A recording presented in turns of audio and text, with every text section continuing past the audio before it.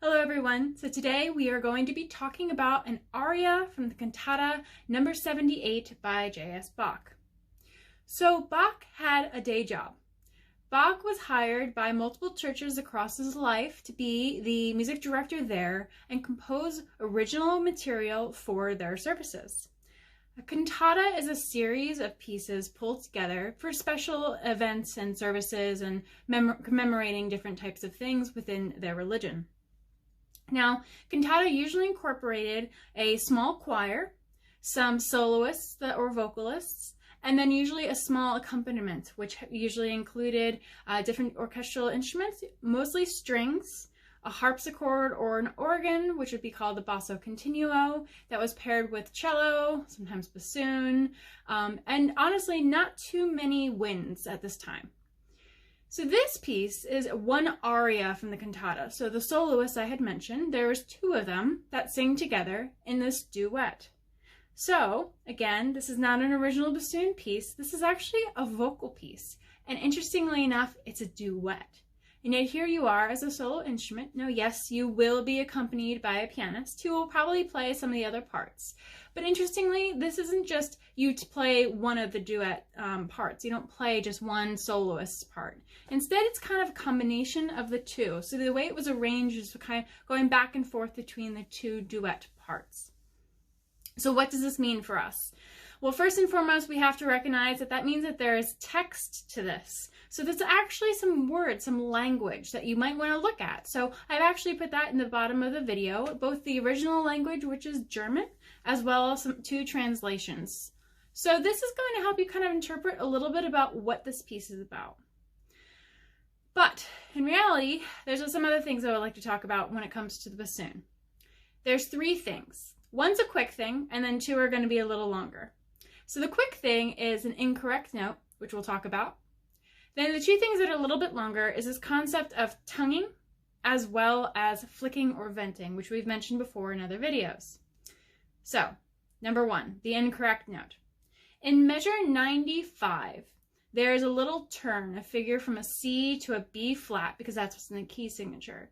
But based on what's happening beforehand and understanding that this little turn is not a part of the melody, but more of an embellishment, it's actually a B natural, not a B flat. So the way it's written is something like this. I'll play it from 94.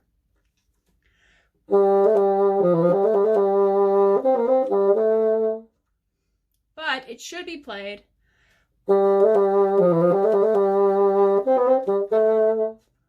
Turns it a little bit happier. Alrighty, so that's the first thing. So make sure to get your pencil out and change that note to the right thing. Okay, so the next is tonguing. Why is this important? Well, because we are considering that this was a vocal piece and there's going to be text in this, we want to be articulate, just like you would when you're singing something. You have to think about your diction. So we want to be just as articulate. And because this piece can be a little repetitive in its ideas or concepts, we want to be engaging through how we use our tonguing. So I'll play a small little sample of it. I'm going to be nice and crisp tonguing so we understand how it can kind of make it feel like it's moving forward.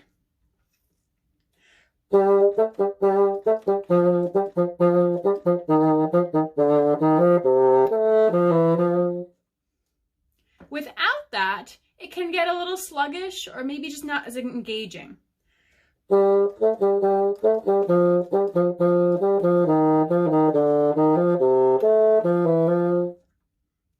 Remember, there's two parts going on at the same time here. This is a duet. So in order to stand out from the other part that's singing at the same time, having a crisp articulation or a crisp diction would help differentiate between the two different lines.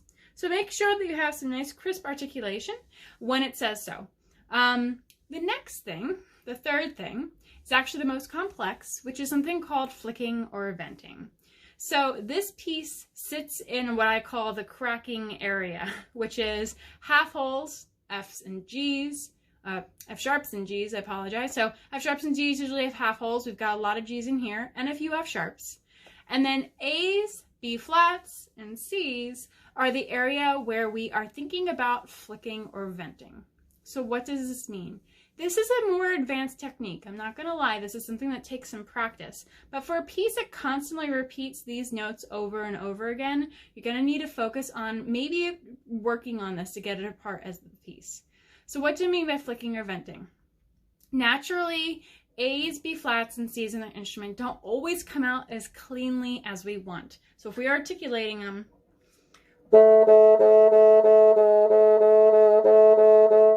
they get some crunchies in there. If we flick or vent,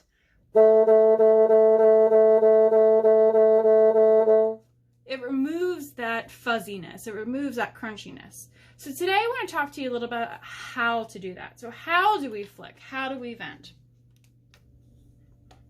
Alrighty, so we have two keys that we're going to need to worry about. We already know about our whisper key. This is the key that we keep down within the staff. It's something we're very familiar with. Just at the point in the staff where we lift up the whisper key is when we start flicking.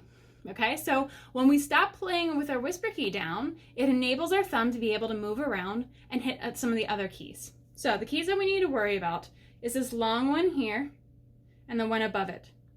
Now on your instrument, you may not have 5 keys like I do. You may only have 4. And the one you won't have is the one on the top, okay? So we'll take that one away. So if you only have 4, the one again that we're looking for is this long one here and the one above it. Another way you can identify it is look which way the rods are going. So these rods are going down and into the keys, versus the whisper key and the one above it goes up and into. So we're looking for the down and into. The long one here is called the A key. So we actually flick that on the A. And then the one above it we use for B and C. Now you may not need to use C.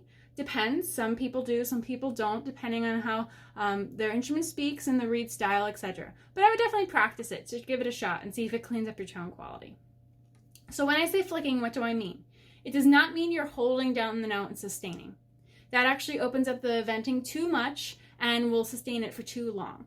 The only time I would encourage that is if you're tonguing the same note like a lot for a very, very long time, and flicking it like this would get really annoying. But for the most part, do not sustain it. Instead, it's a boop.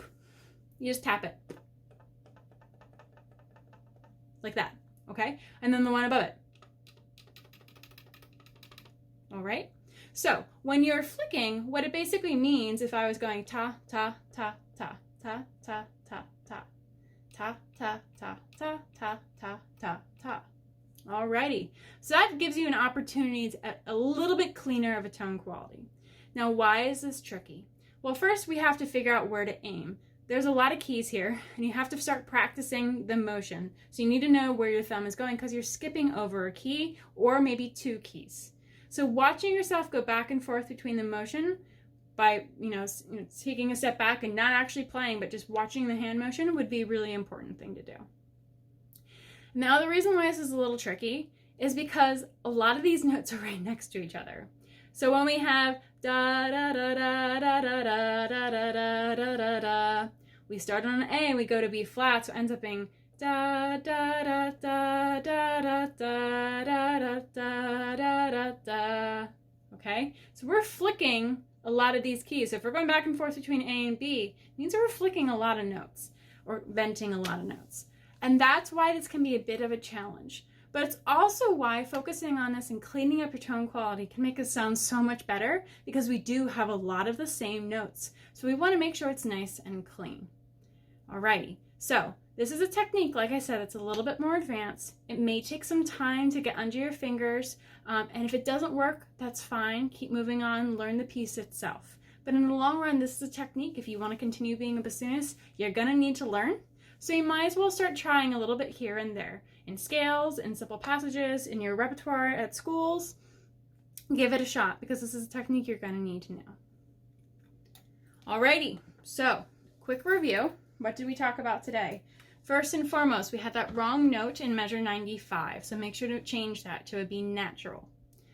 Second is the tonguing. We want to keep this tonguing invigorating. Again, this is a piece that had text and diction, so we want to make it crisp, we want to make it articulate, and we want to make it engaging, because sometimes this can get a little repetitive. Without the other part, without hearing the piano, we just don't know how it corresponds. So while you're practicing it yourself, it'd be like, okay, this is an interesting melody. I just keep playing the same idea over and over again. Using your tonguing and articulating and moving forward with that will help make it engaging and interesting over the long run. Okay, so tonguing is important. Now, the last thing, as we mentioned, which is the long one here, is the flicking and venting. So what does that mean? That we need to use our thumb on A, B flats, and C's, mainly B flats because that's what we have in the piece, but we also have B natural, so those two. So we need to learn this flicking and venting technique if we really want to clean up the tone quality. Again, it's a more advanced concept, so it's going to take some time and a lot of practice, but it's definitely worth it because it'll make it sound so much better. All right, so that's what we have today for the Cantata 78, the Aria from that by J.S. Bach. Go practice.